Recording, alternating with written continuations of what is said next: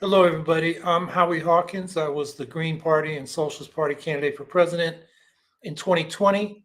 And this podcast, Green Socialist Notes, is about continuing to educate and advocate for the eco socialist program that Angela Walker, my running mate, and I ran on in 2020. And again, top of the things we got to talk about now is this war in Gaza. And one of the things I want to emphasize is that we should understand that this is not just Israel. The U.S. is a complete co-belligerent and co-responsible for the genocide going on in Gaza. And we'll put in the chat an article by Gilbert Achkar, which I think uh, really brings that home. It's short and it's worth a read. But one of the things he shows in there is that U.S. support for Israel has just grown stronger over the years. It wasn't always this way. During the Eisenhower administration, the U.S. did not provide arms to Israel and tried to be an impartial broker, an arbiter between Israel and the Arab states and the Palestinians. In fact, Eisenhower got the UN in coalition with the Soviet Union to oppose Israel's joint attempt with Britain and France to take over the Suez Canal from Egypt. And because France and Britain vetoed in the Security Council, uh, the General Assembly of the UN used the Uniting for Peace provision they'd adopted in 1950, to authorize force against Israel, Britain, and France if they didn't stop their invasion. That was enough to stop them. Very different than today when Biden is, joined at the hip with the Israeli administration. It was in the Kennedy administration that the U.S. established its so-called special relationship with Israel, which at that time was part of the geopolitical strategy of the Cold War against the Soviet Union. And Kennedy threw U.S. weight behind Israel and against Arab nationalists and socialists, some of whom were aligning or seeking aid from the Soviet Union. And he started sending arms to Israel. And that continued under Johnson, but Johnson did not openly support Israel's war against its Arab neighbors in the 1967 war. I mean, how could it? It couldn't endorse an invasion of the West Bank, which at that time was controlled by U.S. ally Jordan. So very different than today, where it's 100% support for Israel. Nixon strengthened the special relationship during the October 1973 war, which Egypt and Syria had initiated against Israel, and so the U.S. sent emergency arms shipments.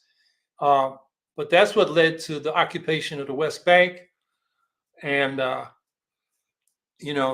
resolutions from the UN calling for a two-state solution, and that's where things have been frozen, except that Israel keeps encroaching on the West Bank and Gaza.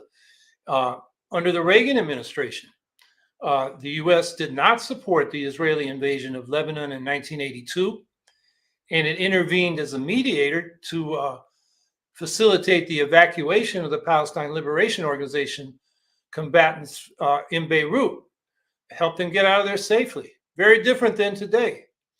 Under the first Bush administration, H.W. Bush, the U.S. put pressure on a few occasions to stop settlements in the West Bank and Gaza. And under Bush 1 and also Clinton, the U.S. Supported the Oslo process, problematic as it was, but it was toward a two-state solution, and continued to condemn the settlements. Then under George W. Bush, Bush 2, the U.S. did not support Israel's 2006 invasion of Lebanon, nor its offensives, which were repeated against Gaza. And then under Obama, the U.S. continued to condemn the settlements and, got in a very, touchy relationship with Netanyahu to the point where the Republicans invited Netanyahu to speak to Congress without Netanyahu, speaking to the president while he was here. So there were tensions there. But under the last two administrations, Trump and Biden, U.S. support for Israel and disregard for Palestinian rights has been total.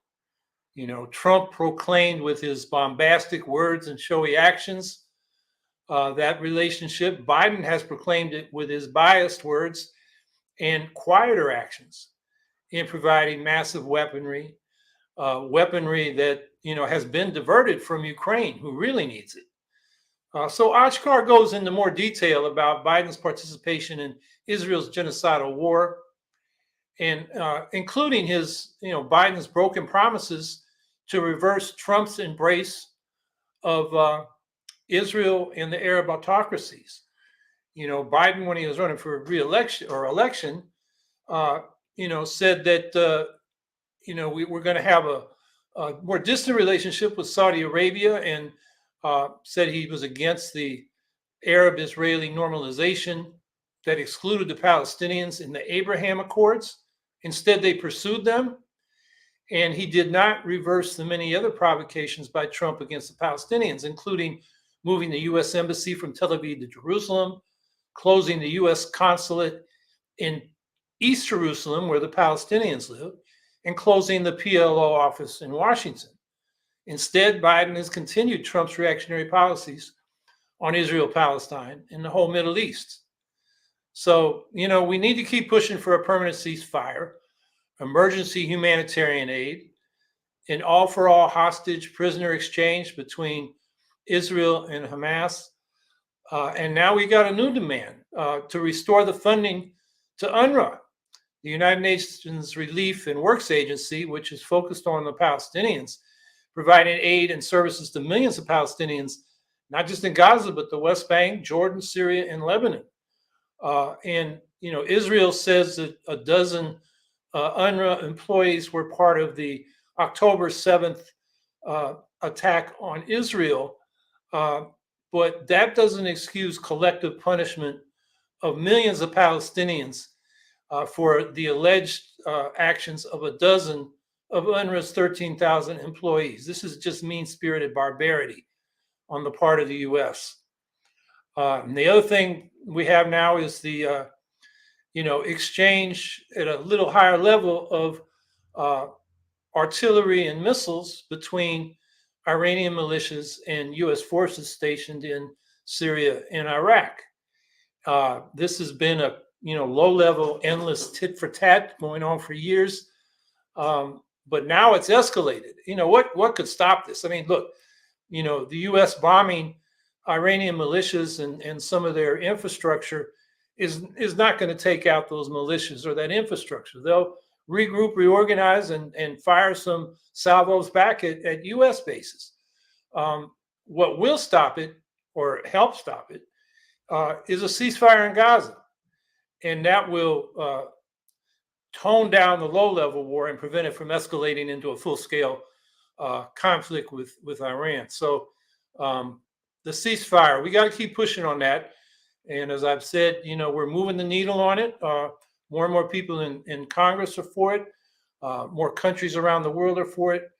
And, we just need to keep pushing until we get it. Which brings up this supplemental foreign aid bill, which has been, going on.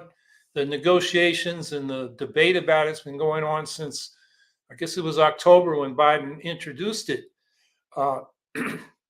And what it involves is $110 billion, $14 billion for border security on the southern border, $14 billion in weapons for Israel, $61 billion in aid for Ukraine, of which $46 billion is military and about $15 billion is economic, $2 billion for Taiwan self-defense, and then another $10 billion for humanitarian relief in about a dozen countries where there are crises around the world, from Afghanistan to Sudan.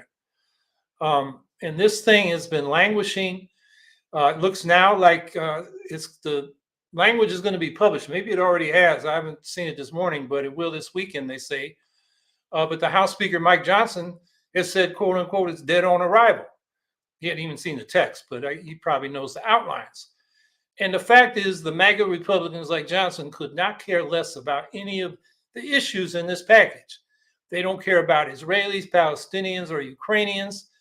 They don't really think there's a border, quote unquote, invasion that they've been ranting and raving about. They don't think it's really a national security crisis. It's a political,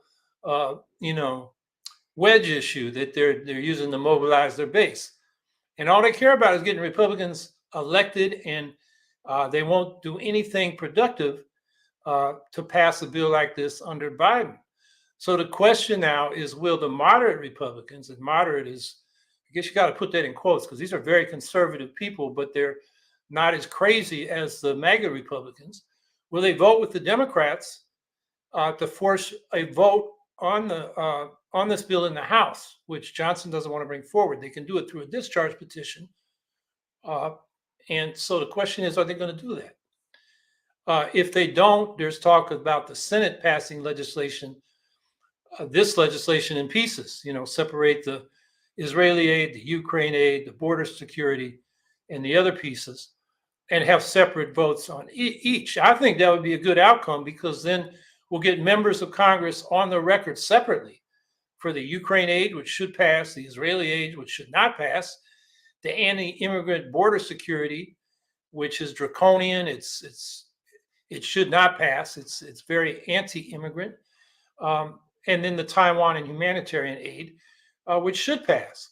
And the question would then again become, once it passes in the Senate, will the moderate, quote unquote, Republicans join with the Democrats, if they have to, with the discharge petition to get a vote on the floor? So that's all up in the air. And the aid to Ukraine, and this is the last thing I'll talk about, what's going on in Ukraine, is desperately needed. Ukraine is running out of ammunition shells, anti-air missiles, anti-air defense missiles. And the Kremlin is promoting the narrative that Ukraine is losing and therefore it should sue for peace and we should support that. But the fact is Ukraine is not losing. But it could lose if this U.S. aid package is not adopted. I mean, think about it.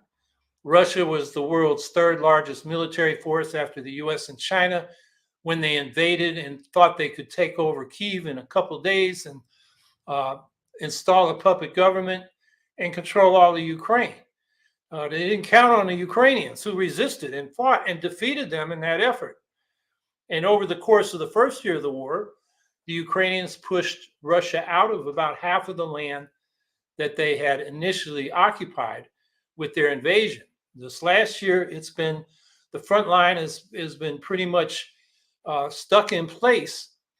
But there are other things going on. It's not just about the front line. Russia's Black Sea Fleet has been effectively taken out of the war by drone boats, Ukrainian drone boats. It had, the fleet said it was going to block Ukrainian grain shipments. Well, Ukraine grain shipments are now going forward. And the Russian Black Sea Fleet can't do anything about it. They lost another ship, got sunk by drone boats this week. So that, safe corridor for exporting grain and other goods from Ukrainian ports in Odessa and Mykolaiv is going on. And then in recent weeks, Ukrainian air defense systems have shot down about half a dozen Su-34 fighter jets, which are actually more sophisticated than the F-16s that are supposedly headed for Ukraine. They still aren't there. They were shot down over the Azov Sea and in some other places. And that means those fighter jets, Russian fighter jets, can't get close enough to the front lines to launch the gliding bombs at Ukrainian positions. So that's a victory for Ukraine. And then Ukrainian drones have been making devastating strikes on Russian oil refineries from the Baltic Sea in the north near St. Petersburg to the Black Sea in the south. And a couple of days ago, Russia's energy ministry announced that it's cutting exports of gasoline by 37% and of diesel by 23% because their refining capacity has been crippled. And those fuel exports are crucial to generating revenues to finance Russia's war machine. So Ukraine is not losing the war. That's the Kremlin narrative and the narrative of the campus, who don't support Ukraine. Ukraine is not winning the war, hasn't won the war because they want to push Russia out of all Ukrainian territories. It means the war is going on and it's fluid. So that narrative about Ukraine can't win or it's losing and it's time to, stop giving them arms so they can sue for peace. I mean, what the hell do you think Russia's going to do? I mean, Putin said this week he didn't talk about special military operation to denazify Ukraine and liberate uh, Russian speakers. He talked about the lands he had conquered, and he's not going to give them up. I mean, I don't know whether that was a mistake or, but it revealed what they've really been doing. So these weapons that Ukraine needs, particularly artillery rounds and air defense missiles, are crucial so they can at least hold the line like they have the last year. And we got to remember that Russia is targeting civilian as well as military targets. You just need to look at the devastation Russian airstrikes are doing to Kharkiv and Kherson apartment blocks. These are cities that Russia almost took Kharkiv and did take Kherson, and Ukraine got it back. Compare that to Donetsk city, which is in the Russian-occupied part of the Donetsk Oblast. It's been under Russian control since 2014. It's been within artillery range of Ukraine for 10 years. It's very close to the front line, which has been frozen for 10 years.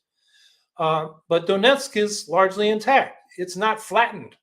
Like if you see pictures of Donetsk and compare it to Mariupol or the parts of Kharkiv and Kherson cities that have been flattened, or towns like Bakhmut and Avdiivka and Marinka, and now Chavez Yar, which is like the next major town west of Bakhmut.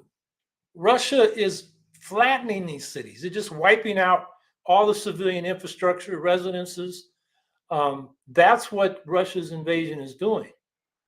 Now, this week, the EU finally came through with a $54 billion aid package. Orban was basically told, get in line or get out. They're ready to throw Hungary out of the EU for its human rights and democracy violations, and now its obstruction of supporting Ukraine. But the EU package is mostly economic aid for Ukraine's health, education, pension, and infrastructure services and reconstruction. It's definitely needed, but that's a 4-year package. So it's really more like 10 or 12 billion a year. And, Ukraine's budget deficit is about 40 billion projected for this next year. So, they need more aid than that. Plus Europe, being the Western imperialists they are, these are loans, not grants. So, they're putting Ukraine in the debt trap like a lot of the global South. And they want to use that to control Ukraine's reconstruction. That's why the U.S. aid is important, because it does provide the military aid, and the economic aid the U.S. has been giving has been mostly in grants over the last few years, which is, what it should be. But Putin is saying his goals have not changed. Denazification, which means regime change and installing a Russian puppet government, and demilitarization, which means the Russian military controls Ukraine. And there's worry on the Ukrainian side. One of the more popular generals, Major General Dmytro Marchenko, said this week that he thinks Russia is gathering forces to plan another attack on Kyiv, as well as extending their control of the Black Sea coast through Mykolaiv and Odessa Oblast to completely cut Ukraine off from the Black Sea. Whether Russia can actually pull that off really depends on whether Ukraine gets artillery munitions and air defense missiles. So that's where that's out. And I'll just wrap up. As consistent anti-imperialists, we should be against Russia's occupation of Ukrainian territories, just as we're against Israel's occupation of Palestinian territories. And, the double standard of the vulgar anti-imperialists who oppose Ukraine's national liberation struggle, but support Palestinians' national liberation struggle. That's the same double standard and hypocrisy that Biden has. He just supports the Israeli occupation, but not the Russian occupation. It's kind of the flip side of the same kind of campism, whether it's Western campism or pro-Russian campism.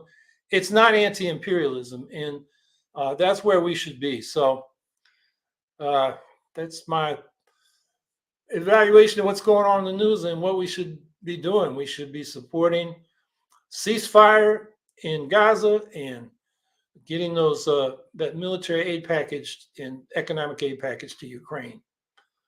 So I'll stop there and see what you have to say. Frankie Lee, how can we pressure this corrupt government to support UNRWA? Gaza needs that aid badly. Well, you probably know the answer to that, Frankie. We got to be out on the street demonstrating. We got to be writing letters to our members of Congress, letters to the editor, all the usual things. Plus, where we have green candidates, they've got to, make this demand. I think Jill Stein did. I hope down ballot candidates are as well. You just keep speaking out and trying to build your forces, that are speaking out with that demand. It's going to take pressure because, as I said in the opening, Biden is joined at the hip with the Israeli leadership in this genocidal war in Gaza. And while they do state some reservations and they don't want to see so many civilian casualties, we have yet to see real action like holding up military aid or voting with the rest of the world in a UN General Assembly resolution or a Security Council resolution. When we see that, we'll see the change. And we got to keep pushing for that. But it's going to be a struggle. I mean, we've got a country, as I also discussed in the opening, that has, more and more become tied to Israel, just Israel, right or wrong. And it's become almost, there's more debate about, what Israeli policies should be in Israel, even with its right-wing government and its repressive policies, than there is in the United States. I mean, people who are, expressing pro-Palestinian sentiments are having ramifications in terms of being doxxed and jobs being threatened and, scholarships being threatened, in universities. So it's a hard time to speak out, but we can't let that stop us.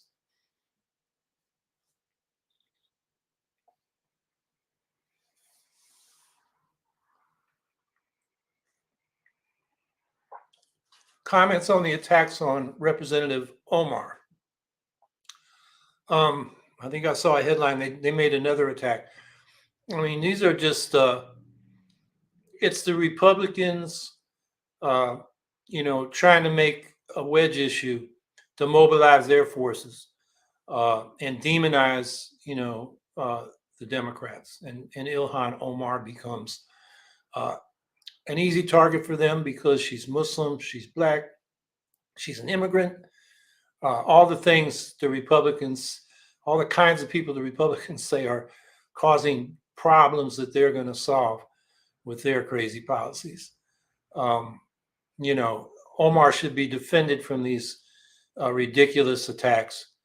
I disagree with her on many policies and her attachment to the Democratic Party, but I think she's a decent person. And, these attacks also, they threaten her physical security because, the crazies in the far right, they're ready to act on this stuff violently. And, Omar's been, a victim of that. Same thing with Cori Bush. She hired security to protect herself, given the, threats of violence against her. And now the Republicans are claiming, without any evidence, that she used campaign funds illegitimately to hire security for her when she's out campaigning. It's pretty mean-spirited stuff. So I think we should support Representative Omar's safety, security, her right to speak, even if we disagree with her on the Democratic Party and maybe some issues.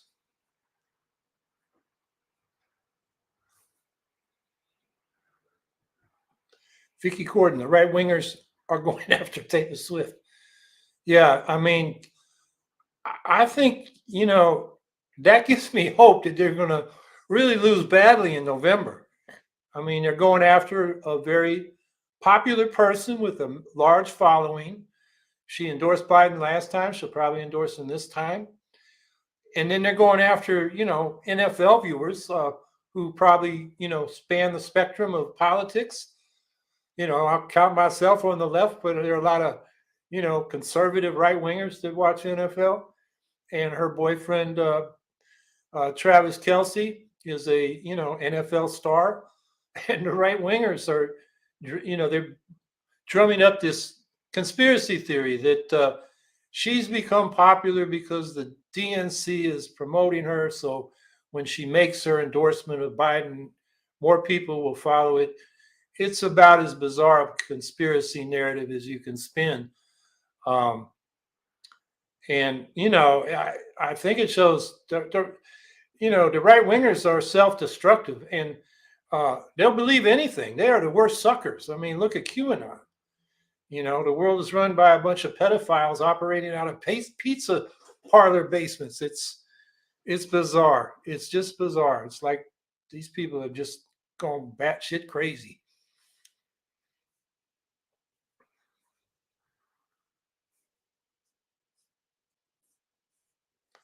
Vicky Corden, I heard some people in trucks went to the border to stop immigration. Yeah, I was kind of interested in that, having, being a retired Teamster and remembering all the hullabaloo about the so-called trucker convoy up in Canada, which turned out to have been financed and organized by far-right racist uh, activists in Canada. And knowing the industry, having worked in it, I know that truckers just can't. If they work for a company, they just can't take the truck down there and park it. And if they're independent owner operators, they can't afford to do that. And then you looked at most of the trucks, they were these big pickup trucks. There were very few semis. And then I looked and saw what was going down to Eagle Pass, Texas, where there's, supposedly this big confrontation. They had like 40 vehicles and they were most all pickup trucks. I didn't see any semis. So I think, again, this is just being drummed up by the right wingers to try to create this myth that, working people want immigrants, sent back to Mexico and hate the immigrants. And, that's what it's about. It's not about truckers having any interest or even participation in this thing, which doesn't seem to really be that much at this point.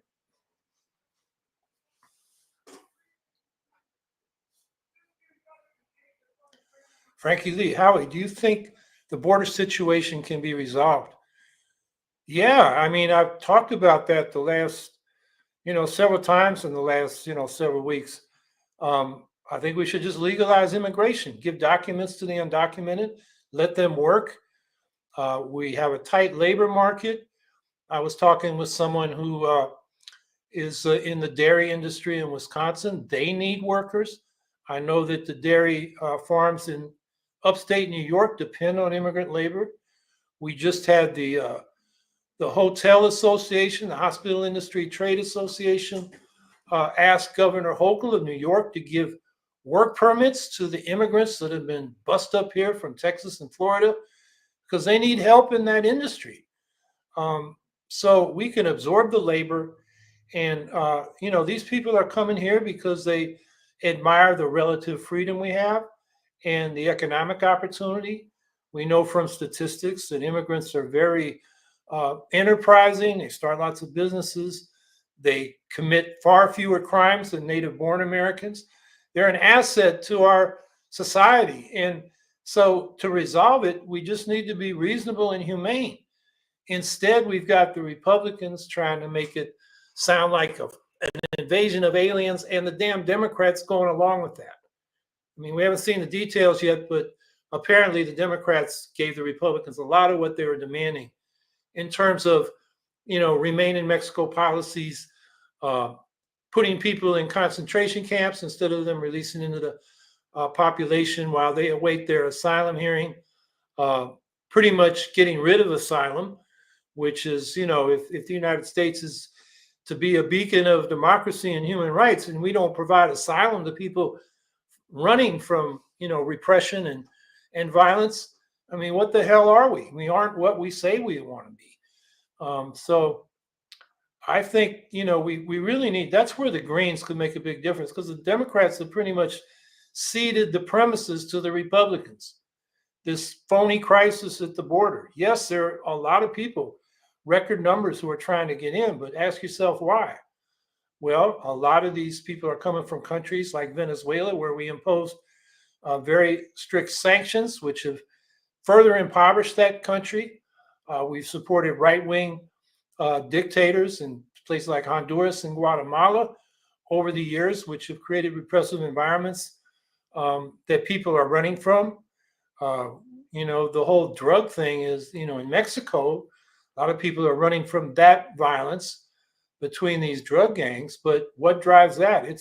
It's demand in the U.S. for these drugs uh, that are illegal, which creates an underground economy where the gangs thrive instead of making those drugs decriminalized for personal use. So if you are using, cocaine or fentanyl or one of those things, uh, you aren't sent to jail. You're offered treatment so you can, get off your addiction. Uh, It'd be a less expensive way of handling it. We've seen the success in Portugal where they've done that. They're starting to do it in Oregon. The problem there is they aren't providing enough services for treatment. So they are getting crime problems. And that's, decriminalization also means providing the services, which should be provided by a universal healthcare system, a national health service under community control, like I've advocated, where drug treatment on demand is a medically necessary service that you get upon demand, no out of pocket expenses. It's paid for through a progressive taxation system. So, the border situation can be resolved. And it's, as I've said, an international problem. We've got, in Europe, the far right is rising based on two things. One is anti immigration, and scapegoating immigrants for problems people have in Europe. The other thing they're scapegoating are climate actions, the European Green Deal, which they say is, causing inflation and raising fuel prices. And so the far right is campaigning against climate action. And they're also campaigning to stop support for Ukraine. That's not such a popular issue, but it's their position. And they are rising in the European parliaments this year. They're probably going to gain. And then you've got, countries I've mentioned this, Tunisia pushing sub-Saharan African immigrants back into the Sahara Desert. You got the Burmese or Myanmar government pushing Rohingya back toward Bangladesh. Terrible human rights violations. And and with climate change, changing climates, and people losing agricultural land or living in areas that are too hot where you just can't survive, there's going to be climate migration. We've got to find a way of dealing with this. It should be an international solution, like they tried to do in Europe, where the immigrants are spread among many countries, but that ran into the problems like with right-wing governments like Orban's Hungary, which refused to take any immigrants, and then, used the anti-immigrant message to mobilize votes. We see that with National Rally, the fascist party in France around Marine Le Pen. You see it in Italy, Alternative for Deutschland in Germany. This guy that just got the most votes whose party got, I guess, the most votes in the Dutch elections. It's maybe like 23%, but they won't be part of a coalition government, it looks like, but they are gaining. You see it in the Scandinavian countries, all across Europe. And this is a far right that is a problem, and it's going to make the immigration problem worse. So, yeah, I think, the border situation is really an immigration problem. Can be resolved, it can be handled, and, but it cannot be handled by blaming migrants who are running away from repression and poverty. We've got to find a way to help those people and integrate them into the, world economy and in various places in a way that's beneficial for all of us. I think I pointed to a study. It was done by some libertarians, but the academic work seems legit. If we just had open borders around the world and people could move to where economic opportunity is, world GDP would double. We'd be twice as rich because we wouldn't have all this labor wasted by people that are willing to work but can't find jobs. Um, so yeah, it's a problem that can be solved. I think the solutions are out there, but the whole narrative has got to change, and that's where we need the Green Party to challenge the narrative that's shared by the Democrats and Republicans. Republicans are just more mean-spirited about how they articulate it, but the Democrats reaffirm the Republicans' premises, and that's creating bad policy that won't solve the border situation.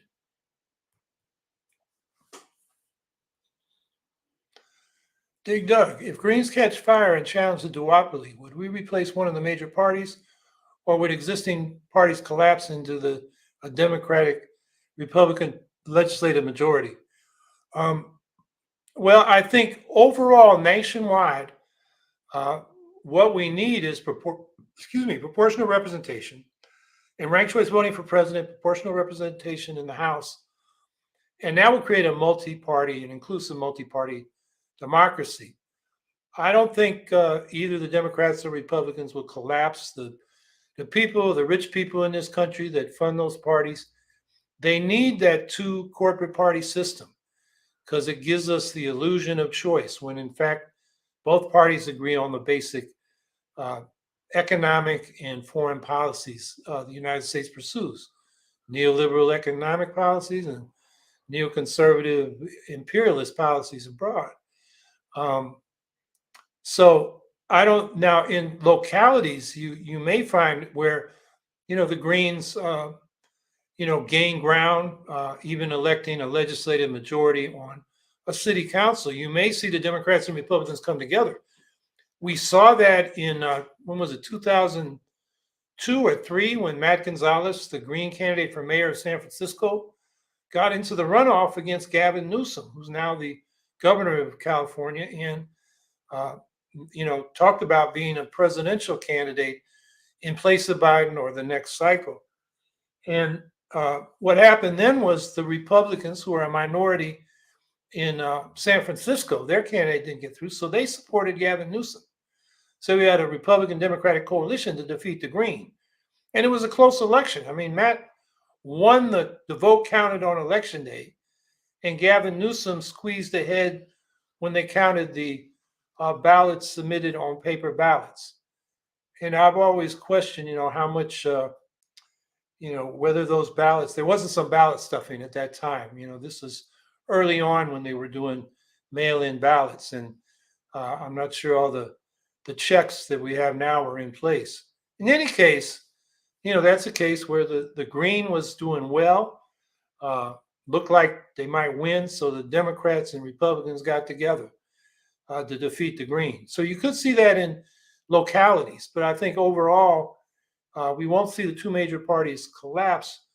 What we will see is a multi-party system, but that requires changing the electoral system. So it's instead of winner take all, plurality wins, it becomes proportional representation, where every party gets its fair share of representation and power based on the share of the vote it gets.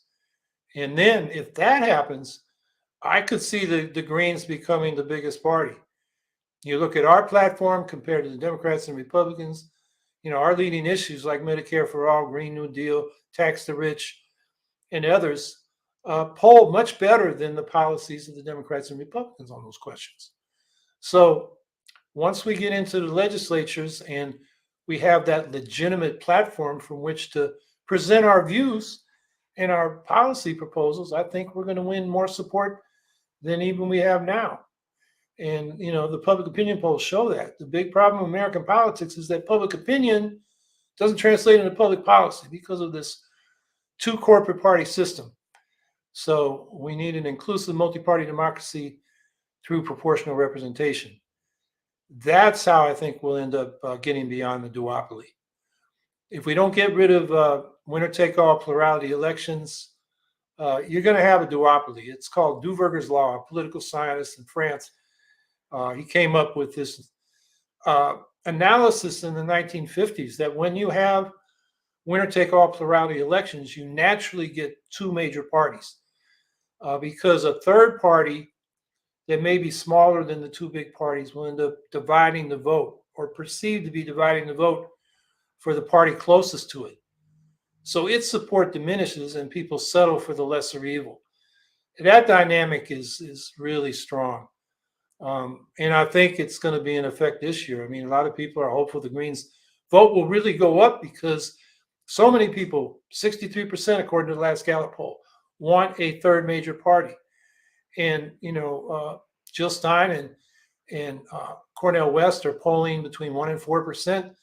In the polls, if you look at the collections of polls like at 538 or Real Clear Politics, you'll see that when it's a national poll, Stein and West each get about closer to 4%. If it's a poll in a competitive battleground state, they get closer to 1%. And if those numbers held, it would be more votes than we've ever gotten. The most we ever got was 2.74% with Ralph Nader in 2000. And then, of course, Kennedy's in the teens in his polling. Although when people find out what a conspiracy nut he is and how right-wing he is on immigration and Israel, and even some of the things he said about climate change are just, conspiracy, QAnon crazy. I think as people find out more about who he really is and not just the Kennedy name, his poll numbers will go down. But in any case, in the end, I think if it's between Biden and Trump, most progressives are going to say, damn, we can't have Trump. And they're going to vote for Biden, hold their nose and vote for Biden, Genocide Joe. It's going to be a tough choice for them. But of course, there's at least 500,000 Greens out there who are just going to say no to Genocide Joe, and they're going to vote for Jill Stein just because, as I would agree, their vote is their voice. And if you want Medicare for all, the Green New Deal, and the other things the Greens stand for, that Biden opposes, nobody's going to hear you. As I was saying during the 2020 campaign, you get lost in the sauce. Nobody knows you're for those things if you vote for Biden. If you vote for the Green, that registers that opinion. And I think that's the most effective use of your vote.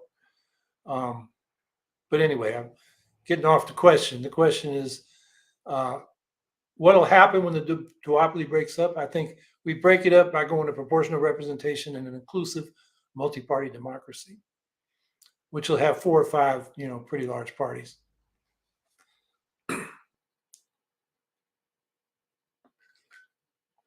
BD Dimmitt, hello. Half an hour after this event, there is another event in Chicago, billed as a conversation between Doctors Stein and West. It'll be live streamed at, and there's the email address. I was not aware of that. This must have just come up. Let's put that link in the chat so people can get it.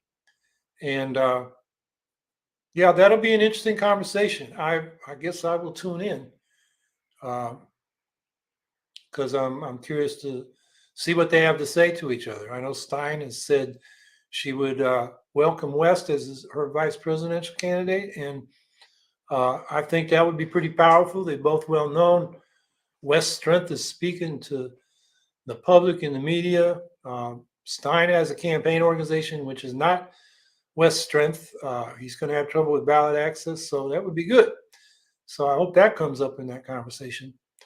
I have my differences with both of them, particularly on Ukraine, but,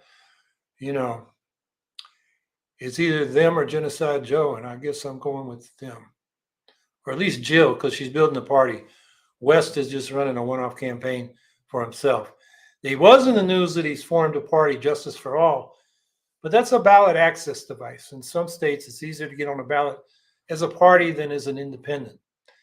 And that's something Ralph Nader did when he ran as an independent in 2004 and 2008. It's what a lot of third party or independent candidates have done. George Wallace did it in 1968, setting up parties in some states. John Anderson did it in 1980. I don't think West, there's no indication he's really going to organize a party. That is, if he couldn't go through the Greens, conventions and primaries to get the nominations. He's not going to build a party, which is far more complicated and requires far more attention. So anyway, that's news you may have heard, but I don't think it's a real party. It's a ballot access vehicle.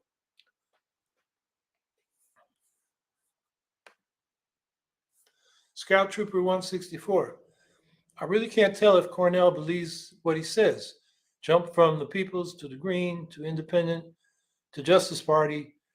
I don't think it'll help more ballot options. Just make lip service. No, it will help with ballot access. You look at the state by state. Ballot Access News publishes a chart every month or so that shows, how different independent campaigns or third-party campaigns are doing on ballot access, and it lists in the left-hand columns how many signatures you need to get on as a party or get on as an independent. In a lot of cases, the party number is much smaller. So I think it is a ballot access vehicle. I don't think it's just a messaging thing about a Justice for All party. Cornell has said things he doesn't believe in parties, which I think is a big mistake. We need a way to collectively discuss, organize, develop common policy positions and then organize around them, not just have, individuals. If you leave it to individual independence, it's mostly going to be left to high-profile personalities and especially people that are backed by billionaires. That's not very damn democratic.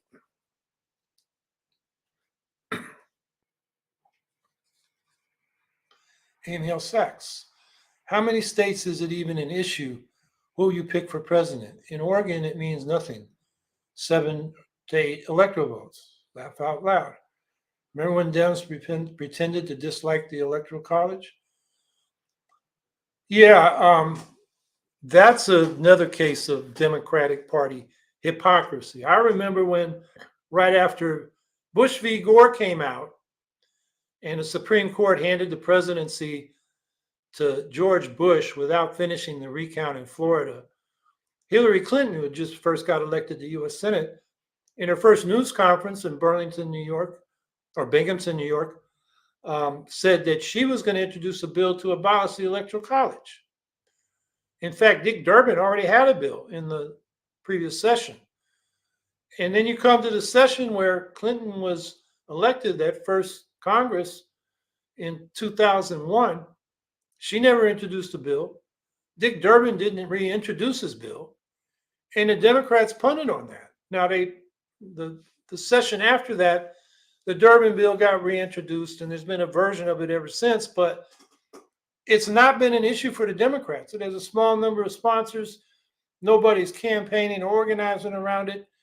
So the Democrats, you would think, given that the only Republicans elected in the 21st century were first elected by the Electoral College after they lost the popular vote, you would think the Democrats say, hey, we got a problem here. Let's campaign to get rid of the Electoral College. You know what they do? They blame the Greens. We're splitting their vote as if they own our vote. And they don't recognize that for most Greens who vote Green, that's a Green vote, not a wayward Democratic vote. Most Greens are not going to vote for the Democrats. They're just too angry at what the Democrats have done, whether it's supporting the war in Iraq, opposing the Green New Deal, opposing single-payer Medicare for all, local issues having to do with housing or police accountability. Too many progressives find that Democrats are on the other side of the barricades, the other side of the fight of their progressive demands, and that's who comes to the Green Party. And they're not going back to the Democrats. They've had it. So the idea that, if the Greens should just go away and all those votes will go to the Democrats is just not true. As I pointed out many times, the exit poll after the 2016 election asked the supporters of Jill Stein and Gary Johnson, the Green and the Libertarian, who they would have voted for if their candidate was not on the ballot. 61% of Jill Stein's voters said they wouldn't have voted. 25% said they would have voted for Clinton and 14% for Trump. You plug those numbers into the close states that year Wisconsin, Michigan, and Pennsylvania, Trump still wins. Gary Johnson, it was 54% said they would not vote, and I forget how it broke down between Clinton and Trump, but same thing. Most third-party voters, given our winner-take-all plurality system, where it's, you really got to believe in your third-party vote to vote for it, given the dynamics of that system. Those green votes are green votes. So, again, here's an issue because the Democrats won't take it up seriously to replace the Electoral College with the ranked choice national popular vote for president. That's what the Greens have got to promote. And it's something I wish that both Jill Stein and Cornel West would put a bigger emphasis on. There's still a lot of time. And what I've been saying is they should demand that Joe Biden join them in replacing the Electoral College with a ranked choice national popular vote for president. And of course, they're called spoilers. But if Joe Biden won't join them in that demand, he's the spoiler. He's perpetuating the system that sets up the spoiler problem. So I think that's an issue that can be turned around on these, Democratic spokespeople that try to shame people into voting for the Democrats to stop Trump. When, a lot of Greens want to vote for what they believe in, Medicare for all, an economic bill of rights, Green New Deal, peace policies. So,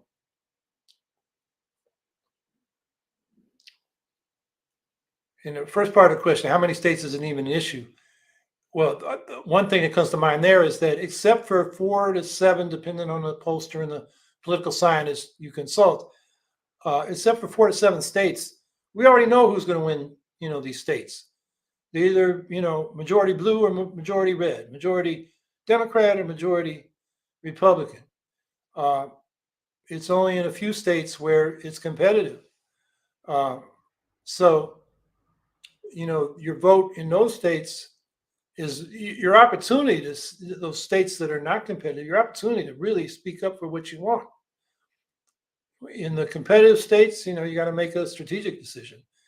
You want to vote for what you want, or you want to vote to stop Trump. I mean, that's the dilemma that progressives have in those states. But anyway, I think the point of that first sentence is that it's given the winner-take-all electoral college system, state by state. We already know who's won, somewhere between 44 and 48%, 44 and 47 of the states. We can all go to Las Vegas and win a lot of money betting that those states are going to go for one candidate or the other. It's only competitive in a few states. Beatty Dimmitt, are there states that are majority neither of the above? I think, I'm not sure. Nevada may have a none of the above option, but I'm not sure in presidential elections. I mean, the function where none of the above has been adopted is if none of the above wins, then you have a new election with new candidates. But I don't know of any states that actually do that, especially in presidential elections, because it's a national election. So a state not giving electoral votes to either would kind of take the state out of the whole equation. And I don't think any state would want to do that. So I don't think none of the above plays out in the presidential election.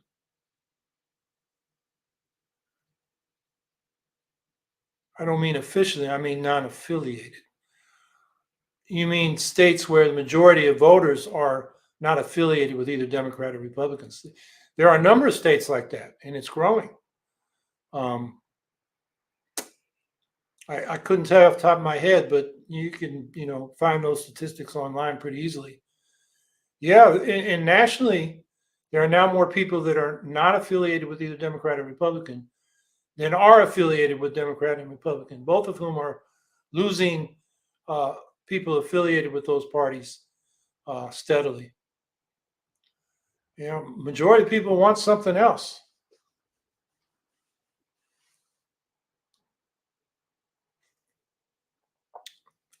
LZ, Biden can't win, lost too much base. So a vote for Biden is a vote for Trump. Go green. Um, a vote for Biden is a vote for Trump. Um, I don't know if I go that far, but it's a wasted vote. I would agree with you there. Um, but I don't know. I think it's too early to tell. You saw the Quinnipiac poll this week, which had Biden substantially ahead in the national poll. I forget what the percent was, maybe 5 points, and his gap grew when the third party candidates were included against conventional wisdom. And I think that's because uh, Kennedy is drawing a lot from the Republicans on the right. So um, I think, but I would argue, I'd agree with you to the extent that a vote for Biden is a wasted vote because you're not voting for what you want and telling the world where you stand and showing the world that there's support for those things the Greens stand for. I think that's the best way to use your vote. Um, but I don't know. Yeah, I wouldn't call it fortunate, but compared to Trump, maybe fortunate. I think Biden can win. I don't think it's guaranteed by any means, but it's. I think it's a toss-up at least.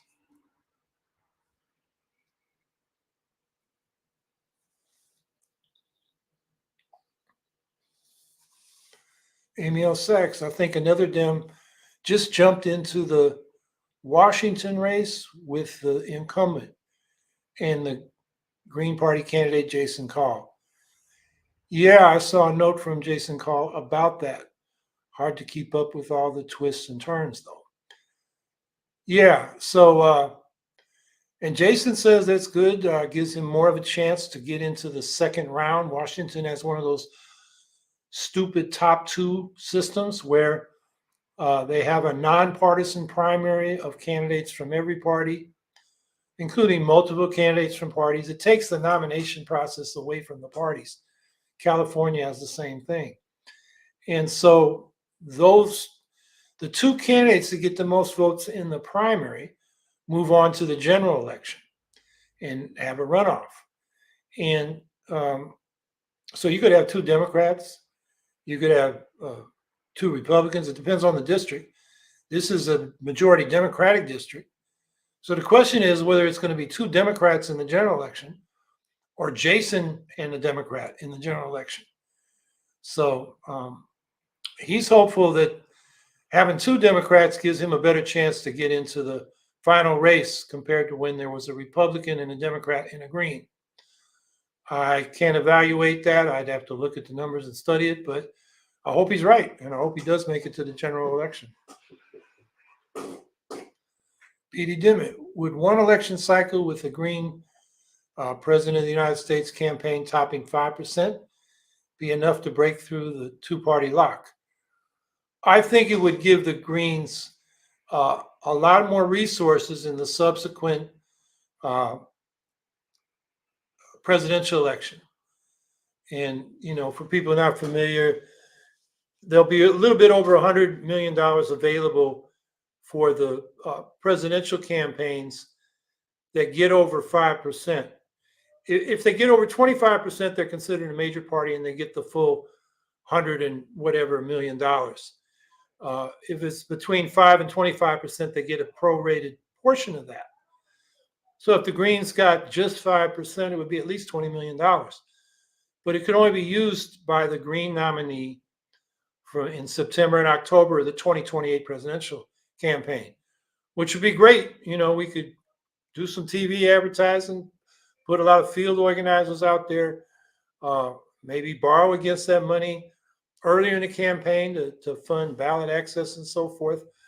But it's changed. It used to be there was public money for organizing the convention, the national convention of that presidential year. And, the Greens interpreted that to mean we could use that money earlier to organize state parties and build our parties in preparation for that convention. That was taken away under the Obama administration. So all that's left is this grant for September and October. It would be the 2028 election. So I don't think that on itself is enough to break the two-party lock. As I said, I think the way we break that is to go to proportional representation, so that you have the Greens and probably the Libertarians and maybe another third party, along with the Democrats and Republicans, represented in Congress. So when you turn on CNN and they're getting comments from members of Congress, the Greens are in there along with the Democrats and Republicans. That would be a whole change in the political culture. That would break the two-party lock. I think that's what we got to focus on: changing the plurality winner-take-all system to proportional representation, and for single executive offices like president, just ranked choice voting.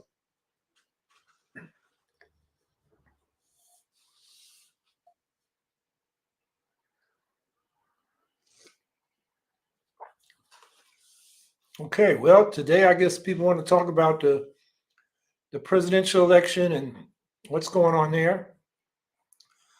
I guess some of us are going to watch this Stein-West conversation, which I didn't know about. So I guess all of us learned something, at least. We learned that in this conversation. And, we'll be back next week, and we'll talk about what's going on. So everybody have a good week and stay active. It makes a difference. I know people sometimes get discouraged, but believe me, we can make changes. So have a good week, everybody.